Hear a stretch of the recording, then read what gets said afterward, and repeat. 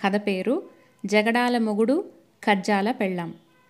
కమలాపురంలోని కనకయ్యకు కనకమ్మకు పెళ్లి కుదిరినప్పుడు అతికినట్లుగా పేర్లు కుదిరిన ఈ మొగుడు పెళ్ళాలు ఎంత అన్యోన్యంగా ఉంటారో కదా అనుకున్నారు ఊళ్ళో జనం. అయితే పెళ్ళై ఏడాది తిరగకుండానే వాళ్ళు జగడాల మొగుడు కజ్జాల పెళ్ళాంగా పేరు తెచ్చుకున్నారు. ఇద్దరికి క్షణం పడేది కాదు. ప్రతి చిన్న విషయానికి పెద్దగా అరుచుకుంటూ రచ చేసుకునేవారు. ఒకరోజు రాత్రి పిల్లికూన అరుపుతో నిద్రాభంగమైంది కనకయ్యకు. ఆ పిల్లికూన ఏ కిటికీలో నుంచి లోపలికి దూకిందో కానీ వాళ్ల మంచం కిందే కూర్చొని మియావ్ మియావ్ అంటూ అరవసాగింది.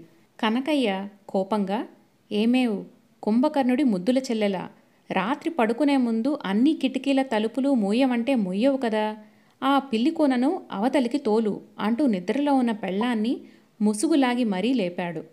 కనకమ్మ గట్టిగా ఆవులిస్తూ, అర్ధరాత్రి ఏమిటి అంకమ్మ శివాలు, కావలిస్తే నువ్వే దాన్ని అవతలికి తోలు, దాని అరుపుకే చెడే నిద్ర కాదు నాది అన్నది ముఖం మీదకి దుప్పటి లాక్కుంటూ. ఇక ఆమెతో లాభం లేదని నిద్ర కళ్లతోనే మంచం దిగి గోడ కానించి ఉన్న కర్రను చేతిలోకి తీసుకున్నాడు కనకయ్య. పిల్లికూన పడక గదిలో నుంచి మధ్య గదిలోకి, అక్కడి నుంచి ముందు గదిలోకి కనకయ్యను పరిగెత్తించింది. కనకయ్య ముందు గదిలోకి వస్తూనే మళ్లీ పిల్లికూన లోపలికి వెళ్లకుండా ఆ గది తలుపు మూశాడు. తర్వాత వీధి తలుపు తీసి పిల్లికూనను అదిలించాడు. పిల్లికూన మియావనరుస్తూ చీకట్లోకి పారిపోయింది. విజయం తనదే అనుకుంటూ కనకయ్య వీధి తలుపు మూయబోతుంటే నిలువెత్తు దొంగలిద్దరూ ఆ పిల్లికూనను కిటికీలో నుంచి లోపలికి పంపకం చేసింది మేమే, దాన్ని బయటకు తోలడానికి వీధి తలుపో పెరటి తలుపో తీస్తావని మాకు తెలుసు అంటూ దుడ్డుకర్రలతో లోపలికి ప్రవేశించారు. కనకయ్య నిలువెల్లా వణికిపోతూ ఏదో అనబోయాడు. కాని దొంగల్లో ఒకడు దుడ్డుకర్ర జుళిపిస్తూ, నోరెత్తకు, అసలే మేం మంచివాళ్లం కాదు అన్నాడు. తర్వాత వాళ్లు కనకయ్యను ముందు గదిలో ఉన్న స్తంభానికి వెంట తెచ్చిన తాడుతో కట్టివేయసాగారు. ఆ సరికి కనకయ్య కాస్త స్థిమితపడి, తాడంతా నన్ను కట్టడానికి సరిపెట్టకండి, అవతల గదిలో నా పెళ్ళాం ఉంది, దానిది కాస్త బొద్దు శరీరం అన్నాడు. ఆ మాటలకు ఎర్రటి కళ్ళున్న నల్ల దొంగ, నేను ఆడవాళ్లను కంటి చూపుతోనే కసిరి కట్టేయగలను అని పెద్దగా నవ్వాడు. ఇంతలో పిల్లి కళ్ళ తెల్ల దొంగ వీధి తలుపు గడియ పెడుతుంటే నల్ల దొంగ కనకమ్మ ఉన్న గదిలోకి వెళ్ళాడు. అలికిడి విని కనకమ్మ పక్క మీద కదులుతూ, నువ్వెక్కడి మగాడివయ్యా, పిల్లికూనను అవతలికి తోలడానికి పులితో యుద్ధం చేసినంతసేపా అన్నది గదిలోకి వచ్చింది కనకయ్య అనుకొని. కనకమ్మ మాటలకు నల్లదొంగ, నీ మొగుడి వైభోగం కళ్ళారా చూద్దూగాని, నోరు మూసుకు నాతోరా అంటూ కనకమ్మ మెడ మీద దుడ్డుకర్ర ఆనించాడు. దానితో కనకమ్మకు నిద్రమత్తు వదిలిపోయింది. ఆమె దొంగ వెనకగా వచ్చి స్తంభానికి కట్టి ఉన్న కనకయ్యను చూస్తూనే కడుపు చెక్కలయ్యేలా నవ్వి, ఆహా, ఎంతకాలంగా నేను చేయలేని పని మీరు చేసి చూపించారు అంది. ఇది విని దొంగలు తెల్లబోయారు. ఆ మొగుడు పెళ్ళాలకు బొత్తిగా పడదని, ఇక తాము వచ్చిన పని చాలా సులువని వాళ్ళనుకున్నారు.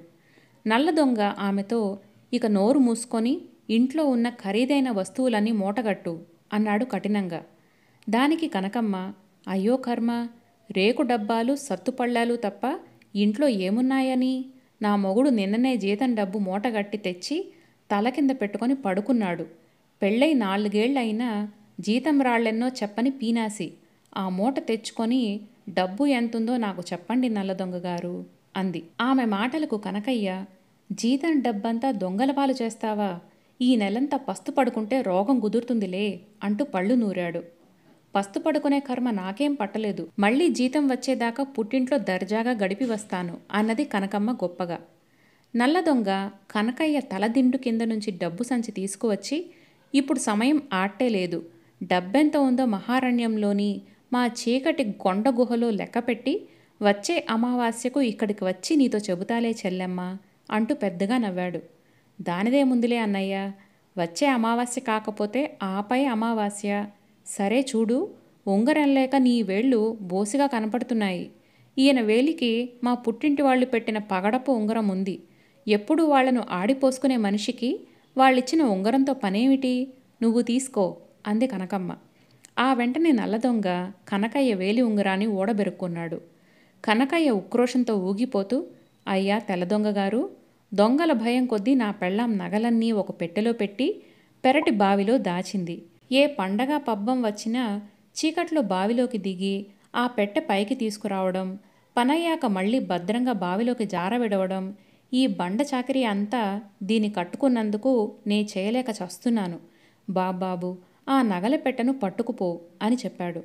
కనకమ్మ గొల్లుమంటూ, పెళ్ళై ఇన్నేళ్లైనా నువ్వు వేసిమెత్తు బంగారం కొన్న పాపాన పోలేదు, నా బంగారమంతా ఎత్తుకెళ్లమనడానికి నువ్వెవడివి అంటూ రాగాలు ప్రారంభించింది.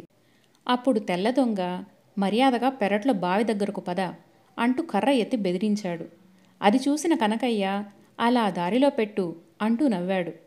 దానికి కనకమ్మ, మనం పెరట్లోకి వెళ్ళగానే ఆయన కేకలు పెడితే మీ పనేంగాను, నోట్లో గొడ్డలు కుక్కండి అంటూ కనకమ్మ అందుబాటులో ఉన్న తుండుగుడ్డను నల్లదొంగ చేతికిచ్చింది. కనకయ్య కోపంగా ఏదో అనే లోపల తుండుగుడ్డను అతడి నోట్లో కుక్కేశాడు నల్లదొంగ. తెల్లదొంగ బావిగట్టునే బాల్చి ఉన్న తాడు విప్పి ఒక కొసను గిలకకు పక్కనే చెక్కకు గట్టిగా కట్టి మరొక కొస పట్టుకొని బావిలోకి దిగాడు. కనకమ్మ పొంగి వస్తున్న దుఃఖాన్ని ఆపుకుంటూ, పరమ దుర్మార్గుడు, మా అమ్మ పెట్టిన నగల ఆచూకీ చెప్పేశాడు. నేను మాత్రం తక్కువ తిన్నానా? నా మొగుడి తల్లి కాశీయాత్రకు వెళుతూ తన నగలన్నీ పచ్చలు తాపిన వడ్డాణంతో సహా రేకుపెట్టెలో పెట్టి సామానుల గదిలో అటక మీద దాచింది. ఆ నగలు విడిచిపెట్టావు సుమా అన్నది నల్లదొంగతో. అప్పటికే తొలి కోడి కూయడంతో నాకు ఆ గది చూపించు అని తొందర చేస్తూ కనకమ్మ వెంట ఇంటి లోపలికి వచ్చాడు నల్లదొంగ. వాడు పాత సామానుల గదిలోకి అటక ఎక్కగానే టపీమంటూ ఆ గది తలుపులు మూసేసింది కనకమ్మ. తర్వాత ఆమె తాపీగా కనకయ్య కట్లు విప్పి నోట్లోని తుండుగుడ్డ లాగి, ఇద్దరు దొంగలు దొరికారు, ఇక బారెడు పొద్దెక్కేదాకా మనం నిశ్చింతగా నిద్రపోవచ్చు అంది. ఎక్కడున్నారు వాళ్ళు అని ఆత్రంగా అడిగాడు కనకయ్య. అప్పుడు కనకమ్మ, ఒక చచ్చు వెధవ పాతాళంలో, మరొకడు ఆకాశంలో అంది నవ్వుతూ. ఆమె మాటలకు కనకయ్య, ఇదే నీతో వచ్చిన చిక్కు, ఏ సంగతి విడమరిచి చెప్పవు అని కస్సుమన్నాడు. ఒకడు బావిలోనూ మరొకడు అటక మీద ఉన్నట్టు చెప్పింది కనకమ్మ. అప్పుడు కనకయ్య, నీ తెలివి తెల్లారినట్టుంది, ఆ తెల్ల దొంగ ఈసరికి బావిలో నుంచి బయటపడి ఉంటాడు అన్నాడు. అప్పుడు కనకమ్మ, నేను సామానుల గదిలోకి నల్ల దొంగను బయలుదేరదీసే ముందే తెల్ల దొంగ గిలకకు పక్కన చెక్కకు కట్టిన తాడు ముడి ఊడదీసేశాను అంది నవ్వుతూ. ఆ తర్వాత తెల్లవారే సమయాన కనకయ్య వెళ్ళి గ్రామ పెద్దకు సంగతి చెప్పాడు.